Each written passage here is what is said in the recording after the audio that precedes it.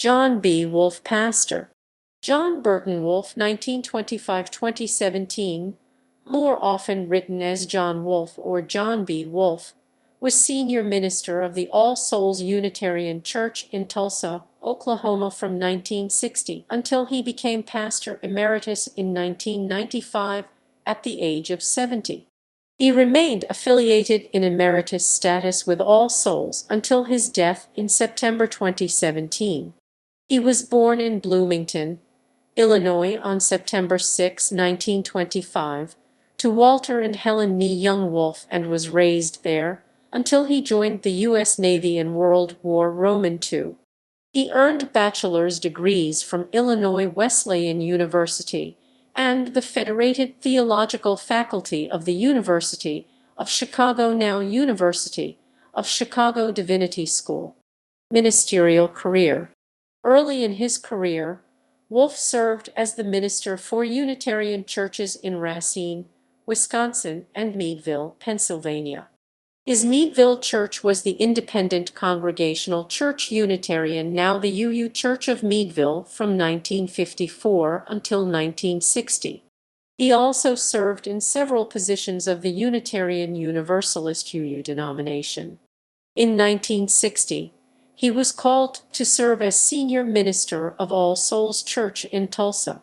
While he served in the latter position, he became a leader of the civil rights movement in Tulsa, and his congregation grew from about 1,000 members in 1960 to about 2,800 by 1968, becoming the largest single UU church in the United States. He also helped stimulate the formation of two more churches in the city, Hope UU Church in 1969 and Church of the Restoration in 1988. Wolfe's own church has had to contend with its own tarnished past in race relations.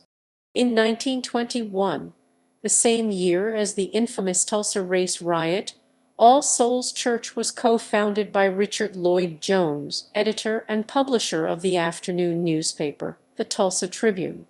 An inflammatory editorial allegedly appeared in the paper reporting an attempted assault of a young white woman by a young black man in the elevator of a downtown building on May 31, 1921. The Tribune article was said to have called for lynching of the man, who had been arrested by the Tulsa County Sheriff.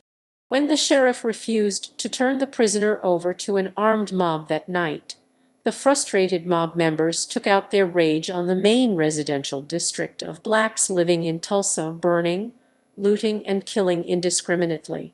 White civil and political leaders did nearly nothing to stop the riot until the district was essentially destroyed.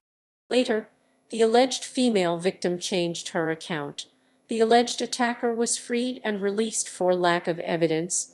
No one was tried for participating. Newspapers of the day disappeared from newsstands and even libraries, and a veritable cone of silence descended over the event for nearly 4 decades.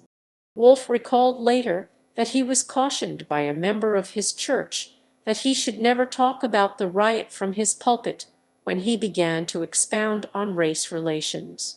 John Wolfe was not a person to back down from such a controversy. He knew that continued silence would never heal the city, which had experienced significant damage even when many of the physical scars had been erased. He demanded action through sermons and actions. By the late 1960s, Wolfe had become a spokesman of the city in the eyes of the public and many of his colleagues in the clergy. In 1968, the Tulsa public school system was floundering on many issues, including integration and top-heavy management, too many administrators overseeing too few actual teachers. Wolfe became fed up and blamed the mess on the board president, Dr. Charles C. Mason. Finally, Wolfe preached a sermon titled, "The Last Days of Dr. Mason." The Tulsa World published excerpts in its edition on the following morning.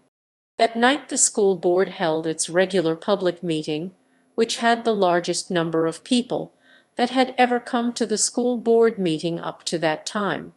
Dr. Wolfe was present and acted as the public spokesperson. Before the meeting ended, Dr. Mason publicly resigned his position. Dr. Wolf retired in 1995 as senior minister of All Souls, activities outside the church.